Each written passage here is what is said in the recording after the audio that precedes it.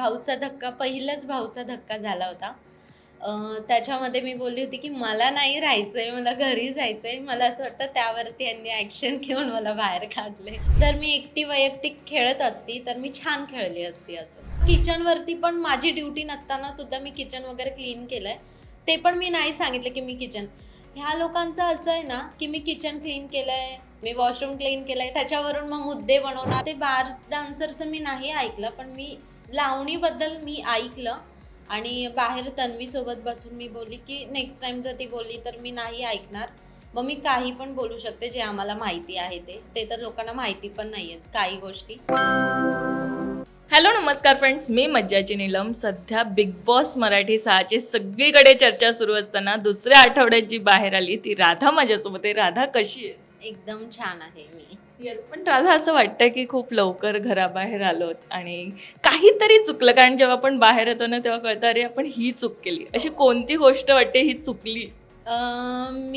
मला आईची आठवण येत होती खूप आणि भाऊचा धक्का पहिलाच भाऊचा धक्का झाला होता. त्याच्यामध्ये मी बोलली होती, की मला नाही राहायचंय, मला घरी जायचंय. मला असं वाटतं त्यावरती यांनी ॲक्शन घेऊन मला बाहेर काढले. ओके, म्हणजे असं वाटतंय का की बाहेर काढण्यात आलं? पण या घरात ना एक टोळी जी प्रचंड गाजली ती म्हणजे तुमची टोळी होती. असं वाटतं जर टोळीत नसती तर पर्सनली अजून चांगला गेम आम्हाला सगळ्यांना राधाचा पाहायला मिळाला असता. हां, भेटला असता कारण मला दुसऱ्या हफ्त्यामध्ये मला खूप काही कळायला लागलं.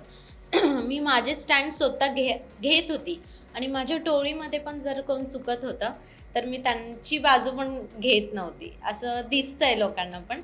आणि जर मी एकटी वैयक्तिक खेळत असती, तर मी छान खेळली असती अजून, असं मला वाटतं. म्हणजे अजून घरात राहण्याचे चान्सेस वाढले असते.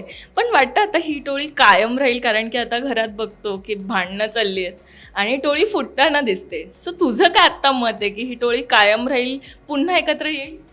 हो, पुन्हा येणार. मला नाही वाटत की टोळी फुटेल कारण की आमचं गेम झाल्यानंतर आम्ही परत एकत्र येऊन एकत्र बोलत होतो.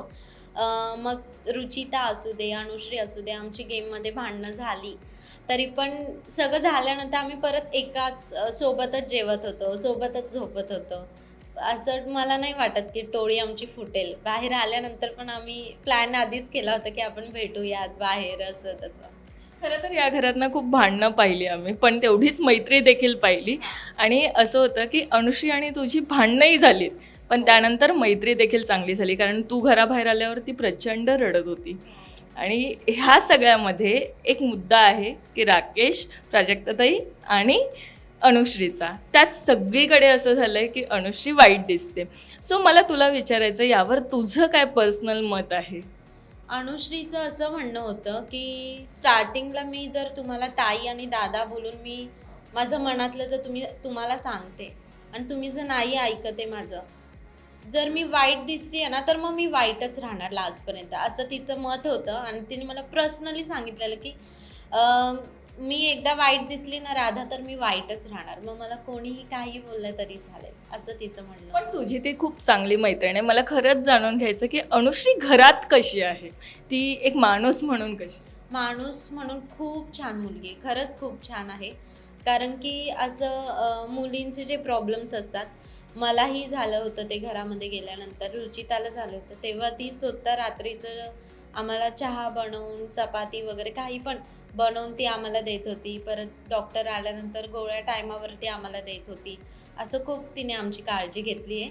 तिला पण प्रॉब्लेम झाल्यानंतर मी पण तिची काळजी घेतली आहे. म्हणजे आम्ही असं सोबत राहिलोय, तर नाही तुटणार मला तरी वाटतं आम्ही कधी. असं वाटतं या घरात विनाकारण मुद्दे काढून भांडलं जातं. हो. कोणकोणते मुद्दे वाटतात की जे विनाकारण काढून भांडले गेले? एक आहे ना, माझाच मुद्दा आहे. शेणाच्या घरामध्ये जायचं असं होतं. तर त्याच्यामध्ये सर्वांचे कपडे भिजले होते, घाण झाले होते एकदम. तर वॉशरूममध्ये जाऊन मी पूर्ण साफ वगैरे केल्यानंतर मी नाही बाहेर येऊन सांगितलं, की मी पूर्ण वॉशरूम साफ केलंय, असं तसं मी नाही कधी सांगितलं. किंवा किचनवरती पण माझी ड्युटी नसताना सुद्धा मी किचन वगैरे क्लीन केलंय. ते पण मी नाही सांगितलं, की मी किचन ह्या लोकांचं असं आहे ना, की मी किचन क्लीन केलंय, मी वॉशरूम क्लीन केलंय, त्याच्यावरून मग मुद्दे बनवणार, मग भांडणार. मग मी सगळ्यांना सांगायची, बिग बॉस म्हणजे भांडणंच नाही आहेत. तुम्ही मिळून पण आपण घरामध्ये कसं राहतो तसं तुम्ही राहावा ना. आणि जर भांडणंच करणार असेल तर आधीची लोक जी आहेत गेममध्ये आलेले, जे व्हायरल झालेत भांडणावरून, ते का नाही ट्रॉफी घेऊन गेले? मग ते ट्रॉफी घेऊन गेले असते ना. तुम्ही भांडू नका, बिनफुकटचं भांडणार मग लोकांना. मग त्यांचं म्हणणं असं होतं की लोकांना भांडणंच आवडतात. असं नाही आहे, लोकांना भांडणंच का आवडतील? मैत्री दाखवा, प्रेम दाखवा. तुम्ही काही करू शकतात, अजून डान्स करू शकतात, गाणं म्हणू शकतात, हे सगळं दाखवा, असं माझं म्हणणं होतं. हेच विचारायचं, असाच एक मुद्दा होता ज्यामध्ये तन्वी सागरदादाच्या करिअरवरनं बोलली आणि तो मुद्दा घरात खूप सगळेच जण तिला समजवत होते, पण ते तसं होतं नव्हतं. पण मला हेच बोलायचं, जेव्हा दीपाली ताई तुझ्या प्रोफेशनला बोलल्यात, जेव्हा बार डान्सर असं म्हणण्यात आलं, मला असं वाटतं की हा मुद्दा तुला नाही वाटत का की कुठेतरी कोणीच उचलला नाही घरातला? मी स्वतः ते बार डान्सरचं मी नाही ऐकलं, पण मी लावणीबद्दल मी ऐकलं. आणि बाहेर तन्वीसोबत बसून मी बोलली की नेक्स्ट टाइम जर ती बोलली तर मी नाही ऐकणार. मग मी काही पण बोलू शकते जे आम्हाला माहिती आहे ते तर लोकांना माहिती पण नाही आहेत काही गोष्टी. मग आमच्या क्षेत्रामध्ये ज्या मुली आहेत, ज्या तिथे पण काम करून आले, तर आम्हाला खूप काही गोष्टी माहिती आहेत. मग मी पण ते काढू शकते.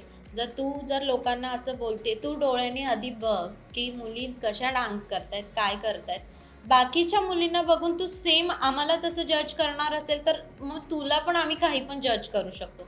म्हणून तिचं माझं थोडंसं पटत नव्हतं आणि मी तिला असं आईसारखं दर्जा दिला होता. मी तिला एकदाच फक्त गेममध्ये उलटं बोलली होती. त्यानंतर मी स्वतः जाऊन तिला सॉरी पण बोलली. स्वतः मी तिच्याशी बोलायची, ताई तुला काय हवं आहे वगैरे, कारण की वयाने ती मोठी आहे म्हणून, बाकी काही नाही. पण हा मुद्दा तेव्हाच तू का नाही उचलला? कुठेतरी घाबरली होती, भीती वाटत होती, किंवा तुझ्या टोळीने हा मुद्दा उचलला गेला? नाही, भीती वगैरे नाही वाटत. डान्सबद्दल कोणी पण बोलल्यानंतर मला भीती नाही वाटत, मग तो कोण पण मोठा असला तरी पण. माझं म्हणणं होतं की हे नक्की माझ्याचबद्दल बोलतायत का, असं माझं आधी मी कन्फ्यूज झाली होती. मग नंतर मला अनुश्री बोलली की अनुश्री पण बसली होती ना कारण त्यांच्यासोबत. मग अनुश्री बोलली की तुझ्याबद्दल नाही, ते असंच बोलत होते की बाहेर लावणीबद्दल हे चालू आहे.